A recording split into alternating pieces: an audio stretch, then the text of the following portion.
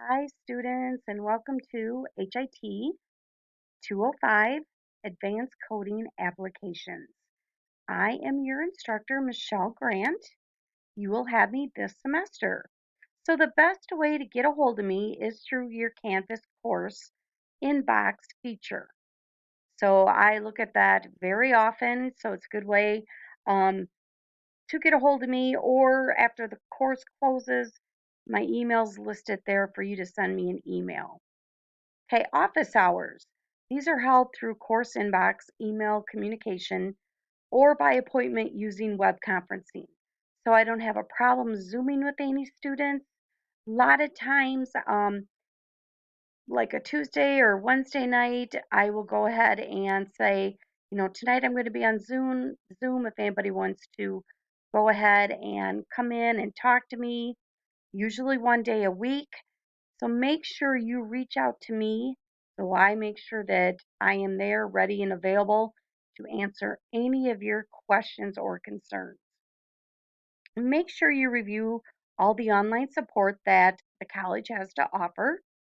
Let's get right into the course description. This is an advanced coding class, so we do address more complex issues related to ICD 10 with the procedures and diagnosis and CPT. So the class assignments will focus on case study of medical records or coding at a higher skill level than your basic ICD coding or your basic I or CPT coding.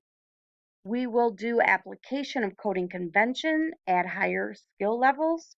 We will emphasis will be placed on computerized encoders, DRG groupers. So go ahead and review the skill prerequisite and skill advisories, course objectives. Okay, and we do have 16, so make sure you do read through all of them. We do hit these course objectives through assignments, discussions, case studies, projects throughout the course. Okay, curriculum competencies. This course contains content relevant to the curriculum requirements for medical coding specialist program. And at CBCC, the MCS program is approved by AHIMA under the Professional Certificate Approval Program. So if you hit this right here, it's going to be the competencies for AHIMA's associate degree. Hey, what are our learning outcomes? So by the end of this course, these different outcomes, you should go ahead and meet all of these. And you will meet all these by doing, once again, discussions, assignments, projects. Hey, how are we going to do this course? There's going to be lectures, there's going to be coding exercises. You will have to do PowerPoint presentations. So brush up on your PowerPoint, audio video presentation, coding focused assignments, written assignments, coding case studies, discussion forums. We'll have graded ones and non graded, and then email and web conferencing. The final course project. Okay, this is a big one. And what we're looking at is with this, you're going to look at different topics, and they're going to be new upcoming HIT topics. So I really like students to think out of the box, come up with, what's new, what's AHIMA talking about in the HIT, HIM world. Instructor communication. A lot of times I will post a lot of course announcements in the announcements link, which is found on the left-hand side of the course toolbar. Responses to email within 24-48 hours, Monday through Friday. One thing to remember, I live in the Midwest, okay, so I'm in Central Time Zone. So it's 2 hours before specific time. So email received on a late Friday night after 5 p.m. Central may not be responded until Sunday. So keep that in mind.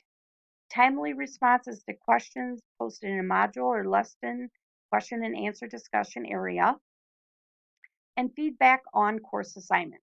Usually my feedback is, I usually try to do a video which to me really helps the students and they really enjoy that. It gives them good direction.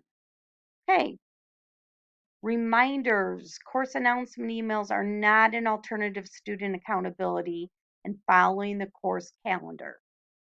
Okay, so make sure you refer back to the syllabus to look at that calendar. Okay, do not go by announcements, you know, as an alternative. Students are responsible for individual time management. Make sure they follow all course information. Submit work before noted due date and time as detailed on the course calendar. Okay, required. All the below are required for this course, including item number 4. So we have our ICD-10 CM coding manual, and I don't care what vendor or publisher that you have. Any to me is acceptable. But I did go ahead and list the AHEMA one. Okay, and we have the PCS coding manual. Once again, it does not matter the vendor. And I do have down 2023. CPT 2023. This is published by the AMA. And yes, you do need the 2023. A lot of the evaluation and management rules changed in 2023. And the encoders are last one. So here, if you do go to buy it, right here I have the link. You can do a 1-year subscription. Please wait until noted class to purchase. The subscription starts from the time you first register for the encoder or VLab. And one note, if you purchased a subscription last semester, it should still be accessible and valid for this semester. So right here, I do have pointed which one you do need. Okay, strongly recommended are any notes from your previous classes. I have those listed. I also have online resources. And then we go in here just to different technical support, requirements, special requirements. One thing I do like to make note, this is a 4-credit course. It is advanced, so keep that in mind. So this course, as noted earlier, is project or assignment based. I don't have any time quizzes or exams. Please also see course announcements. Information on use of encoder or a grouper. The AHEMA VLab does not work well with Apple computers. So therefore, students should access a PC is required for noted encoder exercise assignments. Okay, so here we have listed all the possible points for each assignment. I do not have extra credit. This is how grades are mapped out. Course documents. These will be content including course syllabus, course calendar, your lecture, lessons, etc. The official versions of all course documents are electronic documents linked within the course. So one thing, attendance students must log in at least 3 times per each week for the semester just to actively participate. Participation entails posting questions to the module discussion, submitting your work. There are no required meetings where attendance is taken. Sorry about that. Okay, and then make sure you read our attendance policy with the HIT department. Okay, so here, if you look below, I have the course outline class schedule. I have the open date, what's going to happen this week, and the due date. So as you can see here, the first couple of weeks, we have our course information. We get into lesson 1, a little discussion, your coding comfort level. We have the UHDDS assignment, okay? And I have that due Monday the 11th. Okay, so usually, like I said, it goes through each lesson on the syllabus in my course calendar. 9/9 is the last day to drop and receive tuition enrollment fee refund. Students must officially drop the class within admissions by going to Pipeline. Okay, September 10th, last day to drop without a W. Students must officially drop the class with admissions by going to Pipeline. Okay, then we get into lesson 3. inpatient coding, we go into neoplasm. Then we have a written assignment on data analytics, ethics, and leadership. We have lesson 6, other coding systems, which we talk about SNOMED, ICD-O. We do have a discussion in here and an assignment. We get into lesson 7, which is outpatient prospective payment system, which we will use of the encoder, E&M coding, CPT surgical, and then 11.3, one important date, last day to withdraw from this class. Okay, so as you move on, you can see that we go through each section. So then let's go ahead and the final course project. Okay, something to think about with that final course project. So I know it's the beginning of the semester, but it's always good to start that research early. So if you look here, I have different topics. So one thing to, like I said, something that's going to interest you. So we have Center for Medicare and Medicaid Services. We have different hierarchical condition categories, risk adjustment model. What is it and why is it important? Data analytics, auditing and coding, validation, with inclusion of the copy paste concerns for the health record.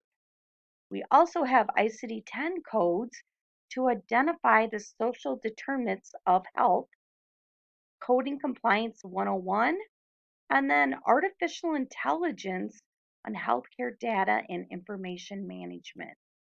So something to think about, kind of put in your head for the ending project. The rest of the syllabus is going to be just different requirements with the discussion forums or assignments.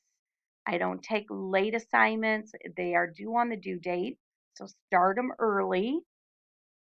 Students are highly encouraged not to submit an incomplete assignment, one in which answers case reports are not coded.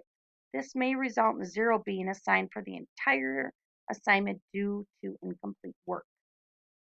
Okay, incomplete credit. A lot of times, if you're missing just one or more characters, always double check your work. That is a big thing. Make sure you look for that decimal point. Okay, just some examples here. Don't put a decimal point in CPT.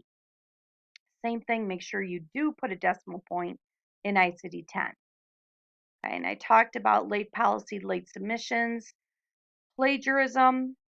We do go ahead and use Turnitin. And then make sure you read through the accommodations for students with disabilities. There is different, go ahead and we have a phone number and we have an email that you can contact them. All right. So with that, we have other links for you to log on to. Have a great semester. And if anybody has any questions, please send me an email or when class starts, go ahead and send me an inbox. Have a wonderful semester.